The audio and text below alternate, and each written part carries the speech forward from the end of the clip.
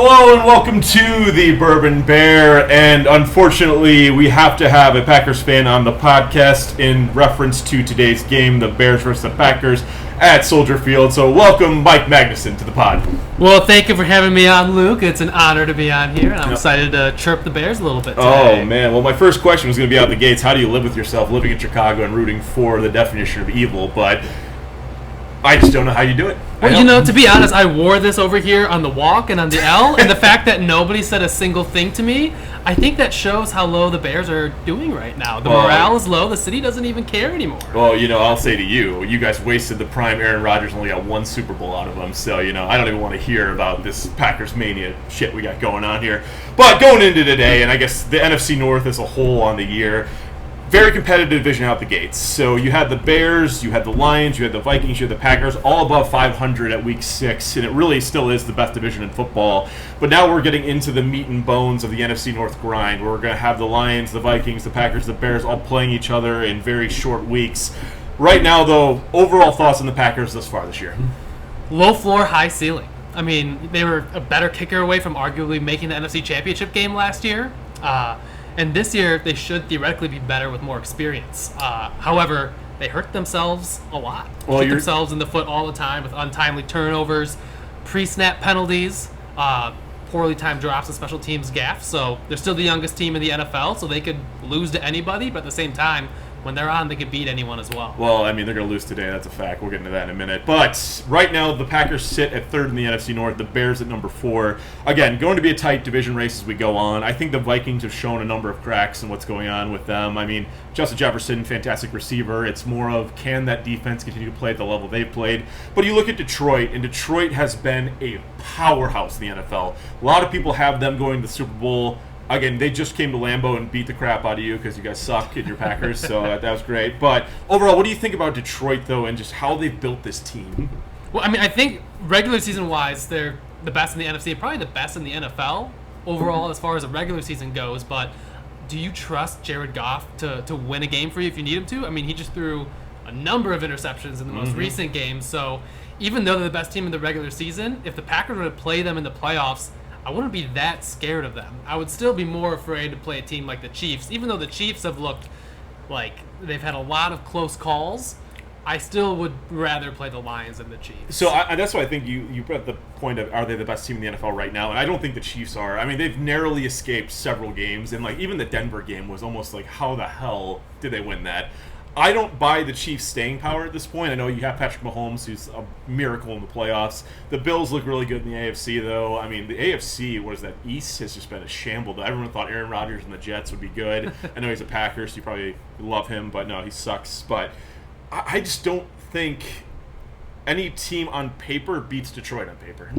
Yeah, I agree, but again, you have to see Jared Goff do it in the playoffs. That's true. He's gone to the Super Bowl with the Rams, but I mean, he didn't have to do a whole lot of work there, to be honest. But I think you look at the AFC and you see a similar picture where, even though Kansas City's undefeated, the Ravens might be the best all-around regular season team. But again, we have to see them do it in the playoffs. And Lamar Jackson, his playoff record is just horrendous. And again, going through the Chiefs, I mean, pretty clearly, if you're 9-0, you're going to be making the playoffs. So the Chiefs will be there no matter what. The Bills, I understand. The AFC, I still think is a lot of powerhouse teams. But going back to the NFC North, just touch the Vikings really quick. Do you think the Vikings can sustain what they're doing right now? They're sitting in 2nd in the NFC North. I just don't see them being able to keep this momentum that they have. No, not at all. I think it was kind of fluky the way they started the year. I mean, I don't trust Sam Darnold to be great. I mean, I think he could be a decent, solid quarterback, but I don't know if he's going to be playing the way he was the first couple of weeks of the season. I think teams are starting to figure out that Brian Flores defense a little bit too. I mean, when the Packers lost to them, the Packers had, 4 turnovers, multiple missed field goals, turnover on downs, and they still only lost by That's still an L in the L column because Packers are, the worst. So, it's an L. So you can make all your excuses you want, but but yeah, they're not going to go on another 6-game win streak or anything like that. I think they have a lot of flaws that are starting to show. Still a good team, still a tough team to play, but they're definitely not as good as their first couple of games of the year show. And so we're moving down the chart here in the rankings, but then we get to the Green Bay Packers. And obviously Jordan Love, breakout year last year. Little regression this year, not even making fun of you. I mean, obviously the injury in week 1, and then you had Malik Willis, right? Yep, Malik Willis. Come in and wins you 2 games. That was awesome for you guys. But their receiving core is what baffles me. Because Christian Watson, I think... Watson or Watkins? Yeah, Christian Watson. Watson. I thought he was going to be a stud in this league. I know injuries are a big part of why he can't stay on the field, but then you've got Wicks and you've got Reed. It's kind of like, I guess, by committee thing you got going on. Like, no one's a superstar in my mind. Is that, like, right? Or no, that's exactly right. I think you have a number of people who are kind of like number 2 wide receivers who have potential to break out, but none of them has really done so yet. You know, I think the most consistent all-around one is probably Romeo Doubs. You know, as far as like a number 1 receiver goes. A big weapon is Jaden Reed, especially coming out of the slot. He's the one that can get you a lot of big plays. Christian Watson, phenomenal athlete. He can get open a lot, but he does have some untimely drops, and for some reason he doesn't play the ball well in the air. Where there's some lobs where someone with his height should be able to come down with, and he doesn't do so. Then you have Dontavian Wicks, who route running ability looks a lot like Devontae Adams, actually, but he drops a lot. And if you look back at Devontae Adams' career, his second year in the NFL, he had a ton of drops too. So a lot of people are, again, I'm not saying he's going to be Devontae Adams, but you know, there's a lot of comparisons with a strong route running ability, but a lot of drops early in his career. And with regards to the regression in Jordan Love, I agree. I think a good comparison is with the Houston Texans as a team overall, and with C.J. Stroud. Even though Jordan Love wasn't a rookie, he was a first-year starter last year, and I think both are going through a little bit of a sophomore slump in which they exceeded expectations last year, but then meeting those expectations this year when everybody's preparing for you is a different animal. So I think both of those teams, both of those quarterbacks are trying to get used to that. I think that's a great comparing him to Stroud, because Stroud, obviously, a fantasy idiot here, drafted him in a lot of leagues and just not panning out. And especially when he got Diggs. I know Diggs out for the year as of now, but it's more of, you know, you can't be that level year after year, you know, unless you're truly like, even Mahomes right now is having a terrible year. It's not sustainable once defenses start figuring you out. A funny thing that was going on in the league was like people were asking to ban the cover 2 defense, which is like, oh, okay, let's make it even easier for offenses. No, it's stupid. But I think you're right, though, in the sense that it's not his second year technically, but it is his second year as being a starter, and there's always going to be growing pains as you go on with there. And just the Packers' mentality, I just want your honest opinion on this. Them just not drafting first-round wide receivers. I never understand it. When you had Rodgers and you never did it, what's going on there? You know, people say that all the time, but then you look at some of the second and third rounders that they've drafted. They've drafted Devontae Adams. Second round. Or is he third or second? Devontae Adams, I'm pretty sure was third, but don't quote me on that. But then they also got Jordy Nelson. They got Randall Cobb. They got Jermichael Finley. So it's not like they haven't drafted weapons in the second and third round throughout Greg Jennings, another example. So they haven't been getting first-round wide receivers, but they've had great second and third-round wide receivers, with one being in the Packers Hall of Fame already and another one probably going to be in the NFL Hall of Fame. Well, hopefully not, because he's a Packer, but we'll stop that. But all right, so then moving on to the Chicago Bears. So obviously we're last in the division right now, sitting at 4-5. Matt Eberflus, a lot of heat coming his way. Obviously, we fired our offensive coordinator this week. You made all the headlines, but Eberflus still has a job. A lot of people want him gone right away. And it's even starting to become a question of Ryan Poles. Is he going to be the guy for this? Because there have been significant bad moves for all the good moves he's done, which really are starting to come into fruition right now, that people are like, hey, maybe he's not this hero we thought he was. You, obviously, loving our bonfire going on right now, because we went from 4-2 to 4-5. What do you think overall is going wrong with the Bears? I think the biggest thing is the offensive line, which, yeah, no duh. But when you're giving up that many sacks to a rookie quarterback, I mean, what do you expect him to do out there? Well, that's where it goes back to Poles in my mind, though, because obviously you had the number 9 pick. You took Rome Odunze, and I think Rome's great. I still think he's going to hit my over it in the yardage. Please get Rome the ball today, Jesus Christ. But there's no depth in the line. And obviously with Nate Davis being cut this week, I don't know how we're going to be able to stop Green Bay's defense. Again, I think this game is going to be closer than we think, because I think the Bears defense is going to come out swinging at you guys. And I don't want it to be like the Titans game again, where we won that game solely on defense and special teams, but it might have to come to that.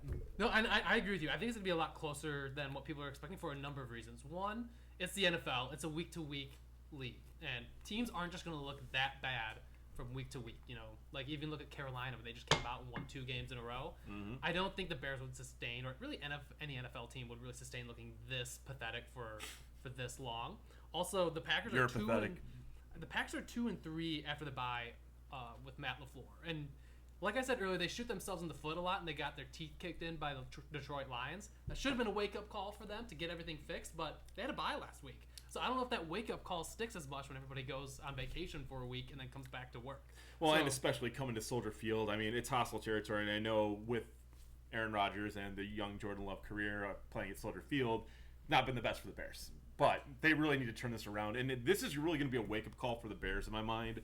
If they don't win this game, and even if they keep it competitive, I think Flus is gone. But if you don't win this game, then they don't want to play for Flus. And then he's got to be fired after this week. We got to stop with the excuses of, oh, we never fire a coach mid-season, all this stuff. No. Reset this. Don't ruin Caleb Williams. Literally, if he's this good of a prospect, I have not seen it, and I want to see it, but we cannot ruin this quarterback. And I think if you send a message, I mean, again, if we win, it changes the dynamic. But if they lose, especially if they lose like they did against the Cardinals, or even the Patriots, God, you need to get rid of this guy. Mm-hmm. Well, do you think the new offensive coordinator is going to make a big difference? I think the offense will come out. I mean, you can't look as bad as they have.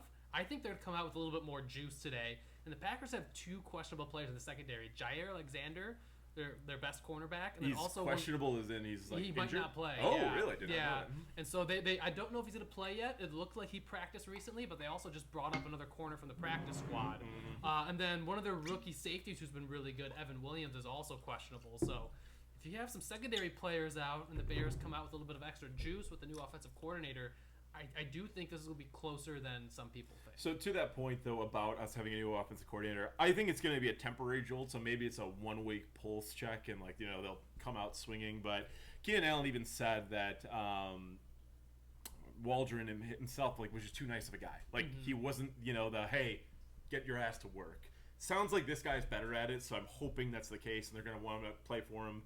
But literally, you can see the frustration in DJ Moore and Cole Kmet and Keenan Allen. They're just pissed off that this offense isn't working. And I think that really ties back to Poles not addressing the offensive line. And I know Nate Davis, terrible signing is what it is. You have your right and left tackle out. I'm not sure if they're playing today. I got to look that up after this. But injuries suck, but you have to be prepared for them. Or make moves at the trade deadline, which they didn't do. So I think you put a lot of this on Poles for not building that infrastructure, especially in the offensive line, around Caleb. You can have the best receivers in the world. If you don't have a line, you're screwed. Yeah, I agree, and it sounds like I was reading some interviews with him, and he thought that people like Nate Davis, would be a little bit better and also provide a little bit more depth. So I think the moves that he made, he did intentionally thinking that the line had more depth, but he might have just had some misevaluations when doing so. You can't use that as an excuse, though. He was a former offensive lineman. He should know these signings, like the back of his hand. And that's what gets me mad. Don't get me wrong. The financials behind the deal weren't terrible. 3 years, $30 million. You see guards getting paid $15 to $20 million now. So it wasn't like, okay, that was the worst financial value we've ever gotten. But still, it's almost a joke that you don't have the ability to protect your quarterback. They haven't addressed center, and I don't know why they did not draft Powers Johnson. It made no sense to make whatever you have to do to get that and get him to develop with Caleb. I'll stand by that. It was worth trading whatever you had to do to get up to him. Stupid. But you keep plug and playing all these spots, and there's no chemistry. And another question I had too with bringing in Keenan Allen, which great veteran presence to have, but he's 32 and plays in the slot. And I wonder if Rome would actually be best in the slot. So when you're putting Keenan Allen in there, you're actually taking away some reps from a position where Rome might be most successful at. So that's a weird topic because I think his body type is a true outside receiver, but anyone you put in the slot I feel like is always, literally, look at Justin Jefferson. He plays the slot most of the time now just because he can, and he gets open really easily. But he's got the body to be the outside receiver for those deep tosses. But again, that's my critique of the Bears' passing offense. You haven't seen a ton of deep shots. And when you do, half the time either it's a sack or it's a way missed throw on Caleb. And I'm not defending Caleb on some of his deep shots because literally, people love this guy to death. He's missing some very easy throws, in my opinion. But going back to the Packers, though, so going into the game today, you have the Bears at home against Green Bay. How is your line going to face up against this Bears D-line now that Andrew Billings is out? So I think run-wise, we're going to have a big day. I mean, I'm wearing my Eddie Lacy jersey right now, so I think a fellow Alabama running back, Josh Jacobs, is about to have a huge day with Billings out. And one thing that I also think is going to happen, which the Packers have not been able to do recently because of Jordan Love's leg, is they can actually use the play action. So I could see them running the ball, and then doing a play action, but because Jordan Love can now move around a little bit, they can run a play action, get him out and moving, and find an open man deep for a big play. But as far as the Packers' offensive line, it's been good, not great, but pretty good. They do have one injury right now in their rookie Jordan Morgan, but he wasn't. What he does was he play? What does he play though? guard and Guard. tackle. So Guard, he was not a starter, but he rotates in. Yep. So they still have all the starters back.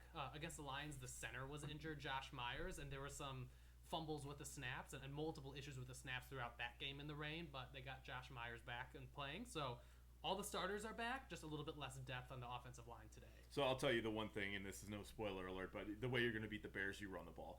The Bears secondary has been absolutely fantastic this year. I mean, the only reason we're even having problems right now is injuries with Britzker, and then the fact that eventually, if you don't get a pass rush down, they're going to throw the ball on you. It's going to happen. But the run game, once it's established against the Bears, they've always had problems with it. You even saw it against Carolina. It was a convincing win, don't get me wrong, against Carolina. But Chuba Hubbard breaking a 30-yard touchdown to start the game on the run. And with Billings out, it's going to be interesting to see how they can adapt to the run game. But if you had to give a prediction, though, how many yards do you think Love has through the air against the Bears? I think they should lean heavily on the run game, and they were successful in doing that with Malik Willis when everybody knew they were going to run. And Against so the Colts, I remember that one very well. And so against this Bears defense, I don't know why you would force Jordan Love to throw when he doesn't have to. So I think Jordan Love only needs to have like 200 to 225-ish yards as long as they can get Josh Jacobs going. So you just heard from a Packers fan, Jordan Love sucks. That's always a win there. But no, I do agree with you in the fact that, if you establish the run, and the Bears really need to step up in that department today. Montez Sweat, I think, is going to get home a couple times. I think he's still going to have one of those games. I mean, when we traded for him last year at the trade deadline, I mean, he went off and right when he started. And now that he's healthy, his ankle seems to be doing better. I think he's going to have a good performance. I want to see more of Austin Booker. I don't know what's going to happen because the Bears' other side of the edge rush has been just kind of, I don't even know who's in half the time.